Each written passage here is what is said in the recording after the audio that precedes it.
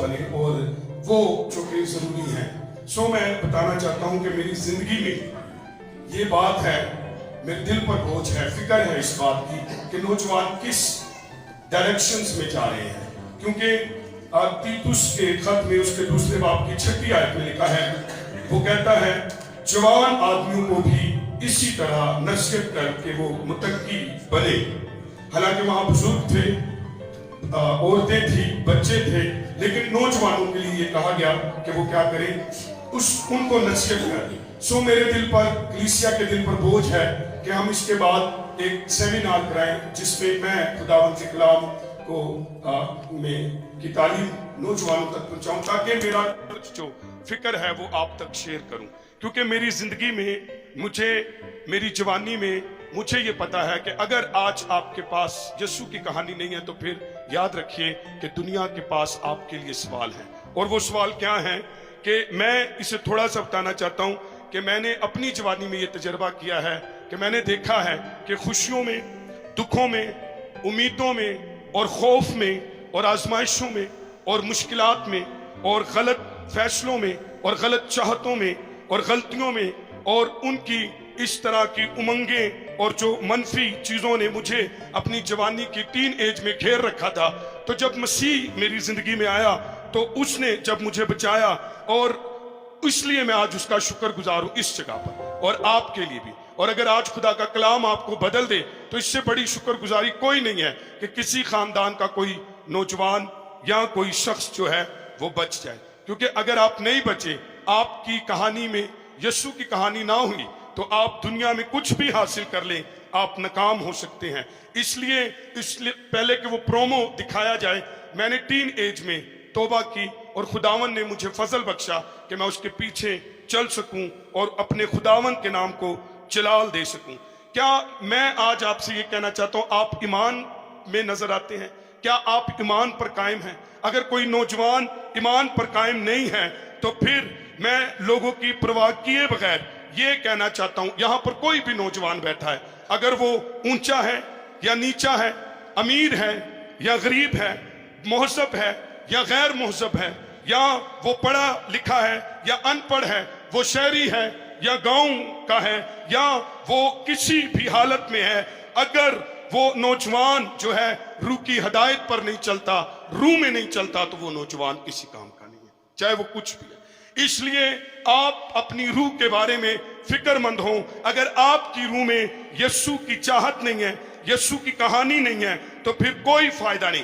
कितने नौजवान हैं, कितने थोड़े नौजवान हैं जो इस तंग रास्ते पर चलने के लिए हरगिज़ भी जो है वो तैयार नहीं है, और कितने कम नौजवान हैं जिनके पास आसमान का कोई ख्वाब, कोई ख्याल, कोई रोया हो, और कितने थोड़े हैं जो अपनी स्लीप उठाकर यीशु की पैरवी करना चाहते हैं। आपने क्या उठाया हुआ है? आप चेक करें अपने हाथों में, आपने क्या उठाया? आप दुनिया को क्या दिखाना चाहते हैं? लेकिन वो नौजवान चाहिए जो यीशु मसीह के पीछे चल सके। अगर किसी मोहल्ले से, किसी शहर से अगर आपके पास यीशु नहीं है तो सवाल कर ले मुल्क से, पाकिस्तान के मुल्क से नौजवानों के बारे में सवाल कर लिया जाए, तो मैं आपको ये बात बताऊंगा कि बड़े अफसोस से ये कहना पड़ेगा कि वो क्या जवाब देंगे। क्या आपके मुल्क में, आपके शहर में, आपके घराने में ऐसा नौजवान है जिसने स्लीब उठाई हो, जिसका ख्याल आसमानी हो और जो सुकड़े रास्ते पर चलने के लिए तैयार हो? इसलिए अगर आप ऐसे नौजवान नहीं हैं तो मैं आज खादमों से सवाल करता हूं, मेरे अंदर ये सवाल है। हम आइंदा आने वाले दिनों में नौजवानों का एक बहुत बड़ा सेमिनार करना चाहते हैं जिसमें नौजवानों को हम ट्यून करना चाहते हैं, रूह कुछ की कुदरत से ट्रेन करना चाहते हैं, उन्हें वो आसमानी रोया, स्लीप, तंग रास्ता देना और दिखाना चाहते हैं ताकि वो उस पर आए। और अगर आज खातमों से पूछा जाए कि सबसे ज्यादा गैर शादीशुदा जो नौजवान हैं क्या वो पाक इशा में शामिल होते हैं, तो उनका जवाब होगा शायद ये नौजवान नहीं है। और अगर वो पूछे कौन से वो लोग हैं, खादमों से पूछा जाए कि जिन्होंने फजल के जराये को रद्द कर दिया है, कलाम जहां पर सुनाया जाता है, जहां पर संजीदा किरदार के लोग हैं, उन्हें रद्द कर दिया है, तो वो बताएगा कि वो नौजवान हैं। और अगर उनसे ये पूछा जाए जो सबसे ज्यादा लापरवाह हैं, खुदावंद के कलाम के हवाले से जो 20,000 की शॉपिंग करते हैं लेकिन उम्मीद करते हैं कि बाइबल हमें मुफ्त मिले, तो वो नौजवान है, वो खादम बताएगा।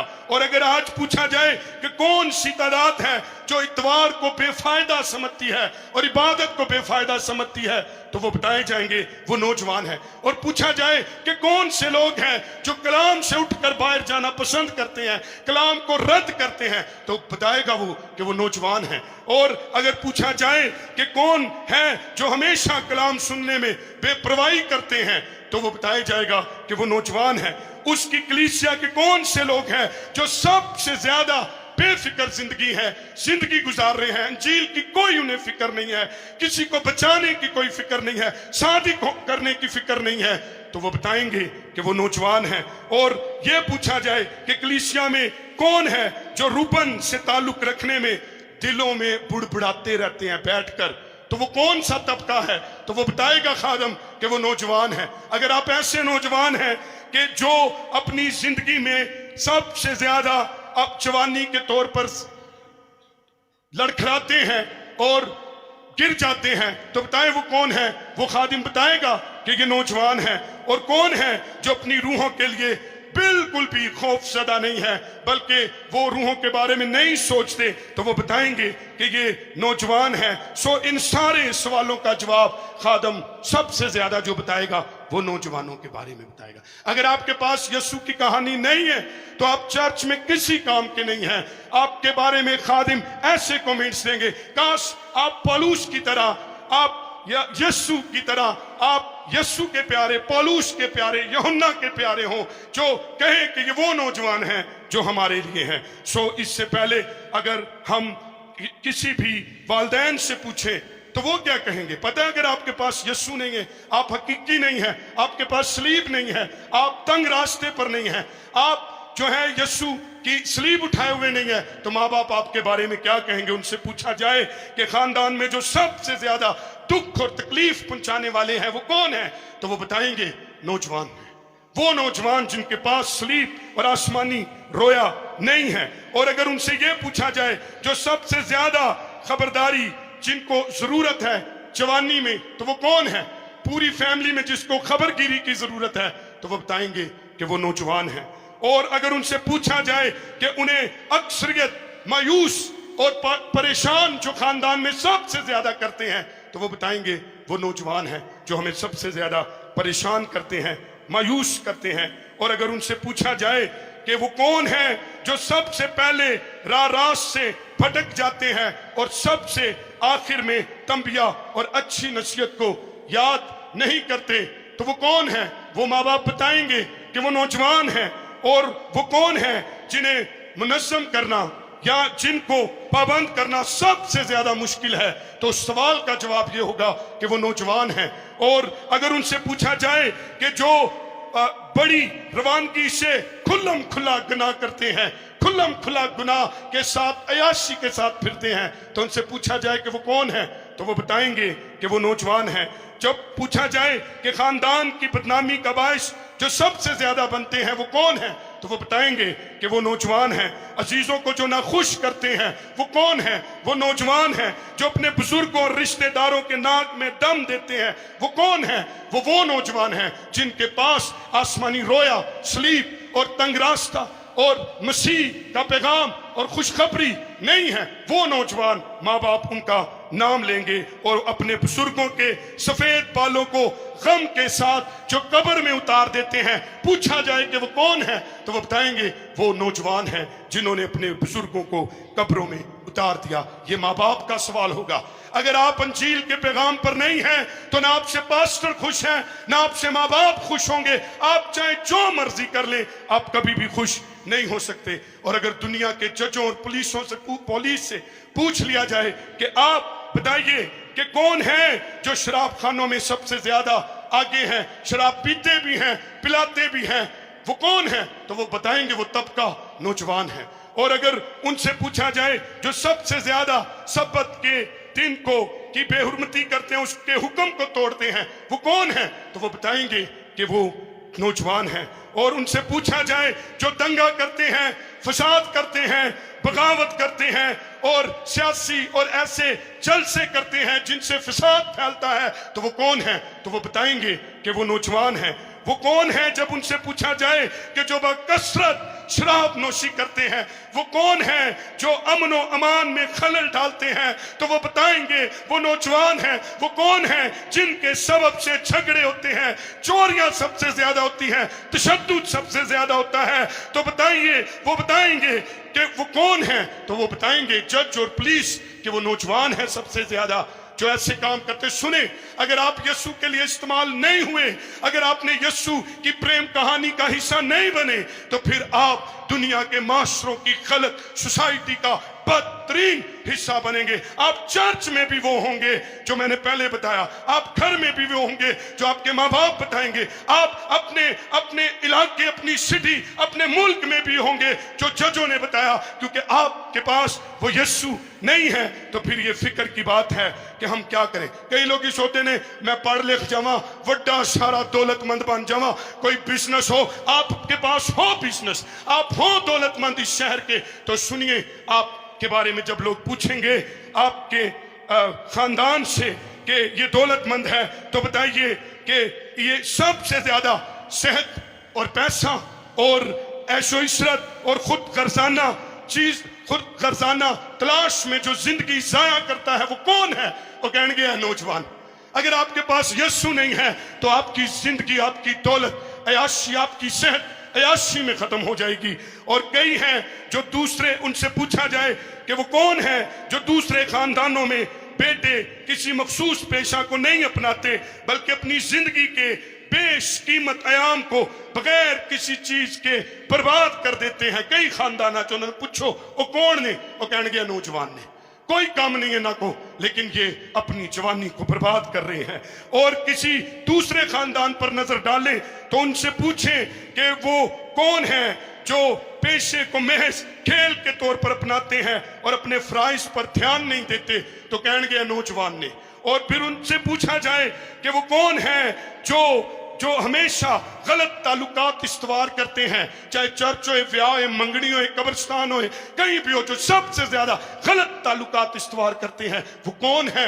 ए दौलतमंद के बच्चे कहेंगे ए नौजवान है। और फिर अगर उनसे पूछा जाए कि सबसे ज्यादा जो जवारी हैं, मकरूज हैं, बुरी सोबतें बनाते हैं, बैठते हैं, अपने अजीजों को हमेशा फिक्रमंदी की हालत में रखते हैं, वो कौन है? तो वो बताएंगे ये वो नौजवान है। सुनिए, आपके बारे में लोग यीशु के बगैर यही कुछ कहेंगे। अगर आपके पास ओहदा है, यहां पर कोई भी बैठा है, अगर आपके पास ओहदा है, रुतबा है, दौलत है, तालीम है, आपको इन चीजों से कोई नहीं बचा सकता, चाहे आप कुछ भी हो। एक ही शख्स है जो आपकी गवाही चर्च में, माँ बाप में, जजिस के सामने, दौलतमंदों में, एक ही शख्स है जो आपकी गवाही को जो है पुरकशिश बना सकता है, और वो है हमारा खुदावन यीशु मसीह नासरी। हालेलुया। उसके बगैर आपकी कोई गवाही, कोई हैसियत नहीं होगी, वरना दुनिया आपके बारे में यही कुछ कहेगी जो मैं आज आपको बता रहा हूं। क्योंकि मैं नौजवानों के बारे में बड़ा फिक्रमंद हूं।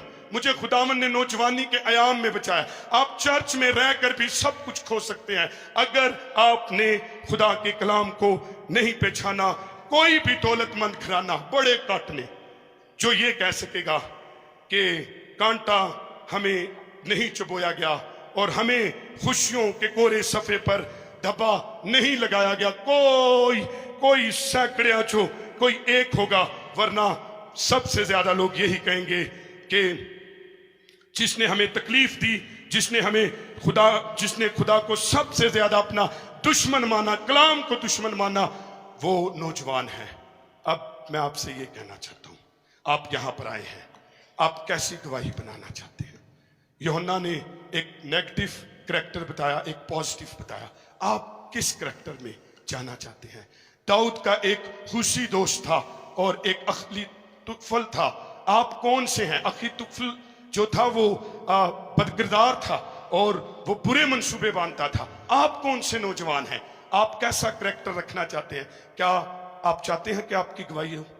तो मेरी आज ये दुआ है कि ये कलाम जो आपने सुना है, खुदावंद जब लोगों से आपके बारे में पूछा जाए तो वो मसीह जिसने आपकी जिंदगी बदली है, वो लोग इस चमकते हुए बर्तन को, जिस तरह स्टीफनस को, थिमोथियस को कहा गया, आपको देखकर आपकी अच्छी गवाही सिर्फ वो दे सकते हैं जो आपके अंदर यीशु को देखेंगे। हालेलुया। सो आए जिस जगह पर आज आप बैठे हैं उस प्रोमो को देखें, उस जगह को देखें कि कैसे खुदावन ने अपनी कुदरत से इस जगह पर काम किया और आज यहां पर आप हैं। आपके पास कोई गोल, कोई मकसद, कोई कहानी यीशु मसीह के जीने के लिए। आए इस को हम देखेंगे और शुक्रगुजारी के तौर पर हम ये प्रोमो आप तक पहुंचाना चाहते हैं और हम चाहते हैं आप कचरे के ढेर को खुदावन का घर बना दें। आप आप ऐसी जिंदगियां जो तबाह हैं, जो बर्बाद हैं, आप उनके लिए एक जिंदगी